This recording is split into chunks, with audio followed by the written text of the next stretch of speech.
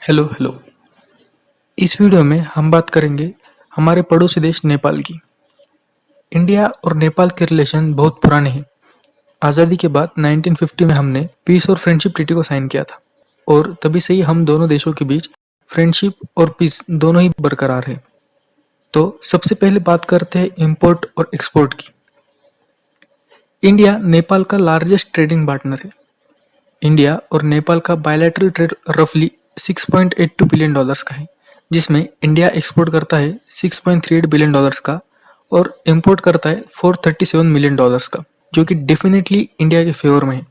पर कई सारे नेपाली लोग इंडिया में आते हैं, यहाँ काम करते हैं, पैसा कमाते हैं और अपने देश रेमिट करते हैं। नेपाल को इंडिया के बाहर माल बेचने या खरीदने के लिए इंडिया के थ्रू ही जाना पड़ता है और इंडिया अपने पोर्ट्स भी नेपाल को यूज करने देता है। आज के समय नेपाल ज्यादातर इंडिया और बांग्लादेश के पोर्ट्स यूज करता है। अब टूरिज्म की बात करते हैं। हमें नेपाल जाने के लिए वीजा तो क्या, पासपोर्ट की भी जरूरत नहीं है और सेम चीज नेपाल के लिए भी अप्लाई होती है। नेपाल के पॉपुलेशन के 81% लोग हिंदू है, तो एज अ पिलग्रिमेज के तौर पे भी वो लोग इंडिया आते हैं और इंडियंस भी हिमालय के पर्वतों को देखने के लिए नेपाल जाते हैं। बिजनेस के लिए भी कई सारे लोग आते ही जाते रहते हैं। अब बात करते हैं इंडिया ने नेपाल के लिए कौन सी चीजें करी है। जैसे कि 2017 से नेपाल मलेशिया और इंडोनेशिया से कच्चा पाम ऑयल इंपोर्ट करता था। पाम ऑयल कई सारी चीजें बनाने में इस्तेमाल किया जाता है, जैसे कि कॉस्मेटिक्स, सोप्स, टूथपेस्ट, इंक। तो नेपाल उसी कच्चे पाम ऑयल को इंपोर्ट कर कर रिफाइन और ब्रांडिंग करता था और उस रिफाइंड पाम ऑयल को नेपाल इंडिया में एक्सपोर्ट करता था। तो जनवरी 2020 में मलेशिया की वजह से इंडिया ने रिफाइंड पाम ऑयल के इंपोर्ट पर रोक लगा दी थी, लेकिन इंडिया ने नेपाल और बांग्लादेश के लिए छूट दी थी कि वो इंडिया में रिफाइंड पाम ऑयल को बेच सकते हैं। इतना ही नहीं, इंडिया ने 69 किलोमीटर की पेट्रोलियम ऑयल पाइपलाइन नेपाल को गिफ्ट की है, जो कि मोतिहार बिहार से अमलेखगंज नेपाल तक जाती है। लेकिन 2015 के बाद हमने नेपाल के लोगों में और गवर्नमेंट में एक एंटी इंडिया सेंटिमेंट्स देखे, हमारे गवर्नमेंट और लोगों को लेकर। 2018 दिसंबर से नेपाल ने इंडियन 2000, 500 और 200 के नोट्स को बैन कर दिया। केपी ओली, जो कि नेपाल के प्राइम मिनिस्टर है, इन्होंने कई बार एंटी इंडिया स्टेटमेंट्स दिए हैं। नेपाल ने इंडिया के नए पॉलिटिकल मैप को लेकर भी प्रोटेस्ट किए। अब रिसेंटली क्या हुआ है ना, नेपाल ने अपने कई सारे ट्रूप्स इंडिया नेपाल बॉर्डर पर खड़े कर दिए। इसके रिस्पांस में इंडिया ने पाम ऑयल का इंपोर्ट नेपाल और बांग्लादेश दोनों से ही बैन कर दिया।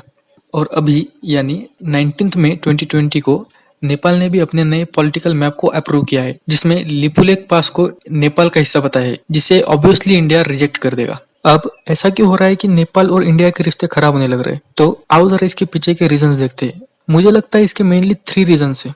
Border dispute. इंडिया और नेपाल में बेसिकली 2 बॉर्डर डिस्प्यूट है। पहला है काला पानी और दूसरा है सुस्ता।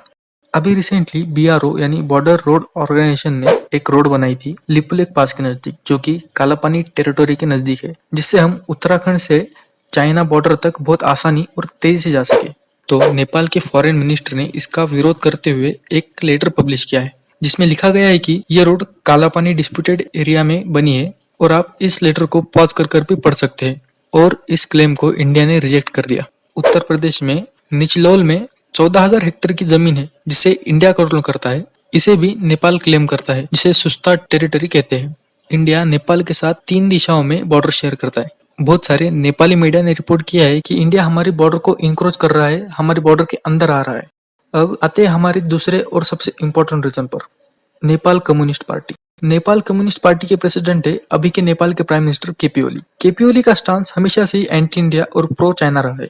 जैसे कि मैंने आपको बताया, नेपाल में 2015 के बाद हमें एंटी इंडिया सेंटिमेंट्स देखने को मिले थे, तब भी केपी ओली की सरकार थी। और फिर 2018 में जब प्राइम मिनिस्टर बने तो इन्होंने इंडियन नोट्स को भी बैन कर दिया। और जब इंडिया ने कश्मीर से 370 हटाया था, तब एक इंडिया ने पॉलिटिकल मैप पब्लिश किया था, जिसमें काला पानी को लेकर इन्होंने नेपाल में प्रोटेस्ट करवाए थे। इन्होंने बार बार इंडिया को टारगेट किया है कि नेपाल की पॉलिटिक्स में बहुत इंटरफेयर करते हैं, हालांकि रियलिटी बिल्कुल अलग है। इसी से हम आते हैं हमारे तीसरे रीजन पर, चाइना। अगर आप जियोपॉलिटिक्स को फॉलो करते हैं तो आपको पता होगा नेपाल में कई महीनों पहले प्रोटेस्ट हो रहे थे चाइना के नेपाल में इंक्रोचमेंट को लेकर। और अभी रिसेंटली चाइना ने सारा माउंट एवरेस्ट ही चाइना टेरिटरी क्लेम किया है। और कुछ दिनों पहले केपी ओली की पार्टी टूटने वाली थी। ऐसा लग रहा था कि यहाँ फिर से इलेक्शन होंगे, पर चाइना के एनवाई ने पर्सनली सारे मिनिस्टर से मीटिंग करी और इनके पार्टी को टूटने से बचा लिया। इतना ही नहीं, नेपाल के कई सारे स्कूलों में चाइनीज लैंग्वेज को कंपलसरी कर दिया है और चाइना ने कई सारे ट्रेन और रोड्स बनाए हैं जो नेपाल और चाइना को कनेक्ट करते हैं। चाइना ने अपने पोर्ट्स का भी एक्सेस नेपाल को दे रखा है। तो आप समझ सकते हैं कि चाइना का इन्फ्लुएंस नेपाल में कितना बढ़ रहा है। अब आपके दिल में जरूर सवाल होगा कि चाइना नेपाल में इतना इंटरेस्टेड क्यों है। तो इसका रीजन है इंडिया। चाइना बस इंडिया को हर तरफ से घेरना चाहता है, जैसे कि सीपेक यानी China Pakistan economic corridor. Sri Lanka में भी चाइना ने एक पोर्ट खरीदा हुआ है। म्यांमार में भी एक पोर्ट का काम चल रहा है चाइना के बेल्ट एंड रोड इनिशिएटिव के अंडर, जिसे नेपाल ने भी साइन कर रखा है। अब आखिरी सवाल यह है कि इंडिया नेपाल के रिलेशन अच्छे कब होंगे। तो इसके लिए दोनों गवर्नमेंट्स को बात करनी होगी, बॉर्डर डिस्प्यूट को सॉल्व करना होगा, नेपाल की कम्युनिस्ट पार्टी और एंटी इंडिया सोच को बदलना होगा। बेसिकली नेपाल में एक ट्रस्ट तैयार करना होगा इंडिया को लेकर। तो बस इतना ही था आज का वीडियो। आई होप कि आपको कुछ नया जानने को मिला होगा। वीडियो अच्छा लगे तो लाइक कर देना, चैनल को सब्सक्राइब जरूर कर देना। Bye bye.